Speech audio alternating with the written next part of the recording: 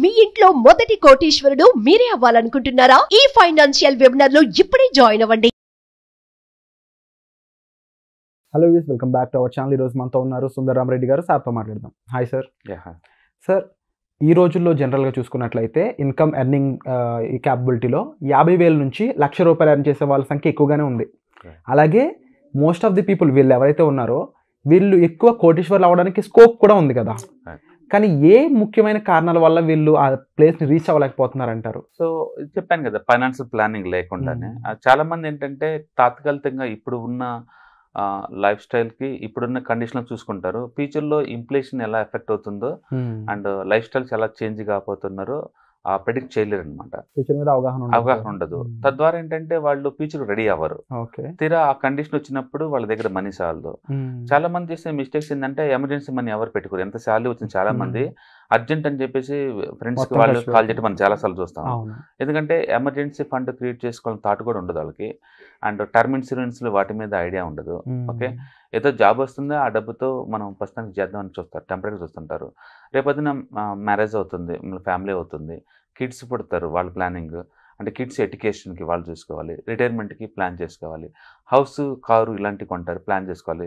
లైఫ్లో ప్రతి స్టేజ్లో కూడా ఆ లైఫ్ తగ్గట్టు మోడిఫికేషన్ చేంజెస్ ఉంటాయి అన్నమాట.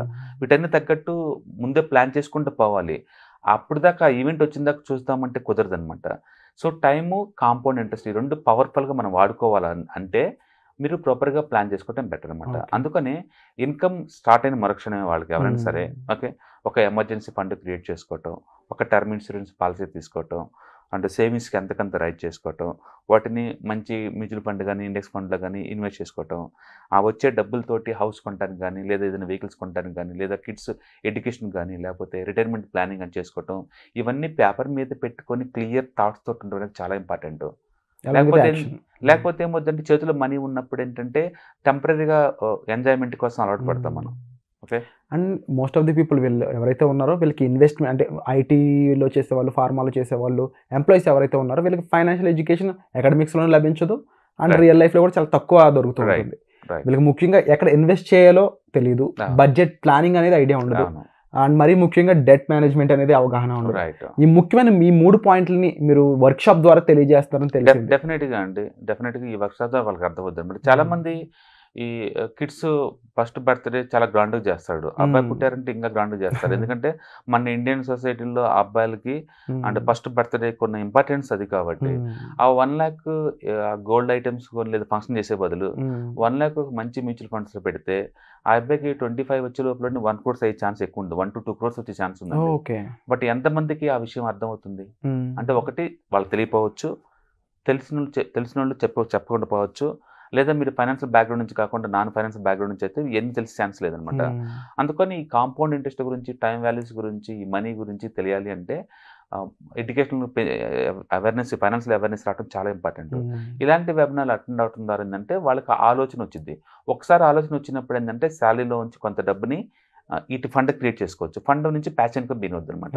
అందుకని ఇలాంటి వెబినార్స్ అటెండ్ అవడం వల్ల ప్రతి ఒక్కరికి లైఫ్ని ఎలా ప్రాపర్గా ప్లాన్ చేసుకోవాలనేది ఐడియా వస్తుంది అనమాట. సో అండ్ అలాగే చాలా మందికి ఈ వర్క్షాప్ అనేది ఏదైతే ఉందో ఇవి కేవలం శాలరీ వారికి మాత్రమే, బిజినెస్ చేసే వాళ్ళకి కాదు అని కూడా అనుకుంటున్నారు. వాళ్ళకి ఏ విధంగా ఈ వర్క్షాప్ ఉపయోగపడుతుంది? ఎవరికైనా సరే అండి, ఒక ప్లానింగ్ అంటే ఒక ఫైనాన్షియల్ ఈవెంట్కి తగ్గట్టు డిజైన్ చేసుకుందాం అనుకుంటే చాలా మంది అలా అనుకోలేదు అంటారు.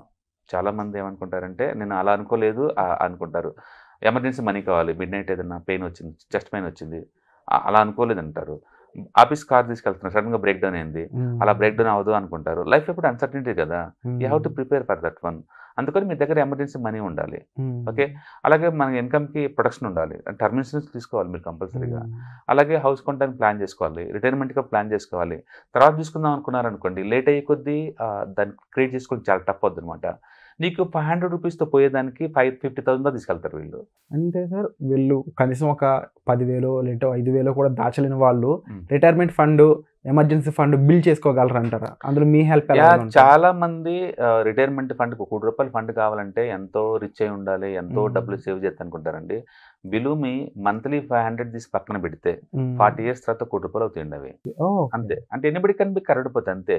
వాళ్ళ ఇన్నోసెన్స్ వల్ల అయి ఉండొచ్చు, ఆ వైపు థాట్ చేయకపోయి ఉండొచ్చు, ల్యాక్ ఆఫ్ నాలెడ్జ్ అనేది కూడా అయి ఉండొచ్చు. అది ఎక్కడ బిగిన్ చేయాలి గేమ్ అర్థం కాకపోయి ఉండొచ్చు, లేదా ఇదంతా బోగస్ అలాంటిది ఏం లేదని ఉండొచ్చు.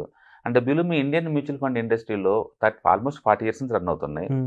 అండ్ 100x వచ్చిన మ్యూచువల్ ఫండ్స్ నుంచి 300x వచ్చిన మ్యూచువల్ ఫండ్స్ ఉన్నాయి. నేను చెప్పేది 300x అండి. అంటే నువ్వు 1,00,000 పెడితే 3 కోట్లు వచ్చిన మ్యూచువల్ ఫండ్స్ ఉంటాయి. నేను అంటే ఒక మ్యూచువల్ ఫండ్ ఎగ్జాంపుల్ కోసం చెప్తున్నాను. ఇలా బోల్డ్ అండ్ అసెట్స్ ఉంటాయి. రియల్ ఎస్టేట్ కావచ్చు, రీడ్స్ కావచ్చు, ఇండెక్స్ ఫండ్స్ కావచ్చు, ఈటీఎఫ్స్ కావచ్చు, స్టాక్స్ కావచ్చు, డెట్స్ కావచ్చు, గోల్డ్ కావచ్చు. మీ కాంప్రహెన్సివ్ ఐడియా జనరేట్ అవుద్ది. ప్యాసివ్ ఇన్కమ్ ఎన్ని రకాలుగా ఎన్ని యాంగిల్లో జనరేట్ చేసుకోవచ్చో మీకు టోటల్ ఐడియా వచ్చింది అనమాట. అందులో మీకు కంఫర్ట్ ఉన్న అసెట్ క్లాస్లో మీరు ఇన్వెస్ట్ చేసుకోవచ్చు అనమాట. మొత్తానికి మీ యాక్టివ్ ఇన్కమ్ ద్వారా వచ్చే అమౌంట్ని ప్యాసివ్ ఇన్కమ్ జనరేషన్ కోసం ఇన్వెస్ట్మెంట్ లాగా వాడాలి. దట్ ఈస్ కాల్డ్ ఇన్వెస్ట్మెంట్ యాక్చువల్గా. అలాంటి థాట్స్ మొత్తం మీకు వస్తాయి అనమాట. అందుకని ఇది ఎంప్లాయీస్ కావచ్చు, ఎంటర్ప్రెనర్స్ కావచ్చు, మొత్తానికైతే లైఫ్ని ప్లాన్ చేసుకుందాం అనుకున్న వాళ్ళకి డెఫినెట్గా ఇలాంటి వెబినార్స్ యూజ్ అవుతాయి. అలాగే ప్యాసివ్ ఇన్కమ్ అని అన్నారు కదా, చాలా మందికి ఇన్వెస్ట్మెంట్లతో ద్వారా కూడా మనం ప్యాసివ్ ఇన్కమ్ జనరేట్ చేసుకోవచ్చు అనేది ఇంకా తెలియదు. సో తొందరలోనే ఈ వర్క్షాప్ రాబోతుంది కాబట్టి అడుగుతున్నాను, ఈ వర్క్షాప్ ఈ విషయాన్ని ఎంతమందికి త్వరగా తెలియజేస్తుంది అంటారు? డెఫినెట్గా అండి. యాక్చువల్గా ఈ వీడియోస్ వాళ్ళు చూస్తున్నారంటే వాళ్ళలో మార్పు స్టార్ట్ అయింది. వాళ్ళు ఆల్రెడీ ఫైనాన్షియల్లీ కాన్షియస్ కింద లెక్క. ప్రాపర్గా ఒక ప్లాన్ ప్రకారం పెట్టడానికి ఇలాంటి ప్రోగ్రామ్స్ వాళ్ళకి బాగా యూజ్ అవుతాయి. చిన్న డౌట్ సార్, మధ్యలో ఇంటరప్ట్ చేయకపోతున్నాను. ముఖ్యంగా చాలామందికి ఏదైనా కోర్సులో ఇన్వెస్ట్ చేద్దాం అనే ఐడియా అనేది చాలా తక్కువ ఉంటుంది. అందులో ఫైనాన్షియల్ ప్లానింగ్ అనేది అంతగా ఆలోచించకుండా ఫైనాన్షియల్ ప్లానింగ్ కదా మనకు తెలిసిందే కదా, జీతం వస్తే దాన్ని ఈ విధంగా ఖర్చు పెడతాం అని అనుకుంటూ ఉంటారు.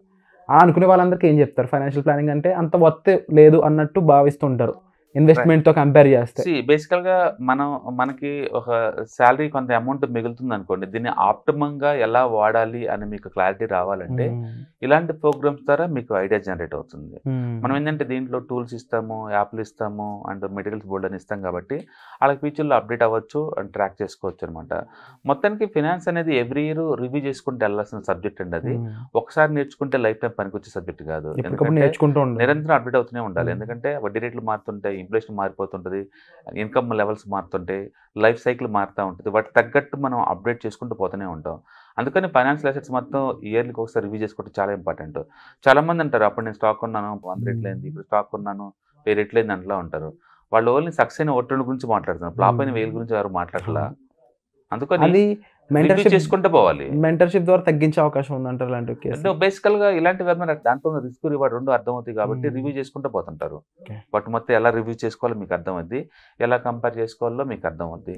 ఓవరాల్గా ఏంటంటే ఓవరాల్గా ఈ డిఫరెంట్ లైఫ్ స్టేజ్ల్లో వచ్చిన డిఫరెంట్ ఫైనాన్షియల్ నీడ్స్ని ఎలా ప్లాన్ చేసుకోవాలి, వాటిని ఎలా ఎగ్జిక్యూట్ చేసుకోవాలి, ఆ ఫండ్ని ఎలా క్రియేట్ చేసుకోవాలి అనేది దీంట్లో చెప్పబడతారు కాబట్టి వాళ్ళకి ఐడియా జనరేట్ అవుతుంది. Thank you so much sir. And ముఖ్యంగా ఇంపార్టెంట్ పాయింట్స్ అన్ని మా కోసం తెలియజేసినందుకు thank you so much. So ఈ వర్క్షాప్ ఎందుకు ఏంటి అనేది మీకు క్లియర్గా అర్థమై ఉంటుంది.